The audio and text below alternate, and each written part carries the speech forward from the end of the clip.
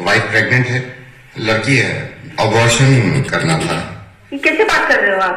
क्या बात कर रहे हैं? लड़का चाहिए होगा आपको? नहीं, लड़का नहीं, लड़की ही चाहिए थी। तो फिर क्या करा रहे हो अबॉर्शन? क्योंकि रेप हो जाएगा इसका।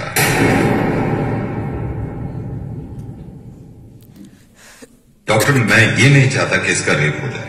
I am so sorry doctor, मैं नवीद बोल रहा हूँ। मुझे मालूम है कि आपके पास कॉल्स आती होंगी, लेकिन उनकी वजह यही होती होगी कि मैं दहेज नहीं दे सकता या मैं लड़की को पढ़ा नहीं सकता। लेकिन अब कॉल्स आया करेंगी और वजह ये हुआ करेगी डॉक्टर कि मैं अपनी बच्ची को पैदा नहीं होने देना चाहता क्योंकि इसका रेप हो सकता है। दिल्ली में 8 महीने की बच्ची का रेप हुआ। 8 महीने की बच्ची होती कितनी, अगर वो तंदुरुस्त ना हो, इंसान के एक हाथ में आ जाती है। उसका रेप हुआ है। I'm sorry, मैंने आपका वक्त भी ले लिया, लेकिन मैं बताना चाह रहा हूं सबको कि ये होने लगेगा, वरना इस चीज को बंद करवा दो। मेरी समझ में नहीं आता कि स्लोगन देखने के बाद लोग खुश हो जाते हैं, बेटी बचाओ बेटी पढ़ाओ। क्यों हम पहले ही जाहिर कर देते हैं कि बेटियां कमजोर हैं, पढ़ी लिखी भी नहीं है, इनको बचाना भी है। ऐसे स्लोगन क्यों नहीं बनते कि बेटे को बताओ और ना माने तो थप्पड़ लगाओ। और जितने लोग इस बात को मानते थे ना कि लड़की घर से बाहर निकलती है तो रेप होता है, उसके रिश्तेदार ने बेडरूम में घुस के उसकी बच्ची के साथ रेप किया।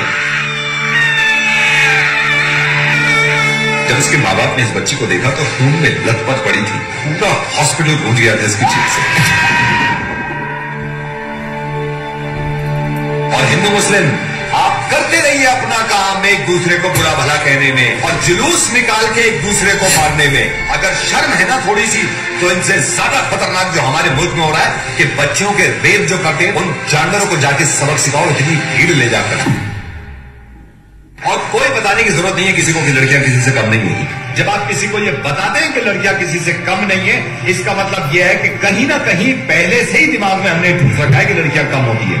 100 करोड़ की आबादी में अगर एक इंसान भी मेरी आवाज सुन रहा है ना और उसको ये लगता है कि लड़कियां देर रात घर से बाहर निकलती हैं तो रेप होते हैं, तो मुझसे बात कर ले। मैं कसम खा रहा हूं, अगर उसने मुझे हरा दिया इस चीज में तो जिंदगी में कभी रेडियो पे नहीं आऊंगा और अपनी आवाज नहीं सुनूंगा।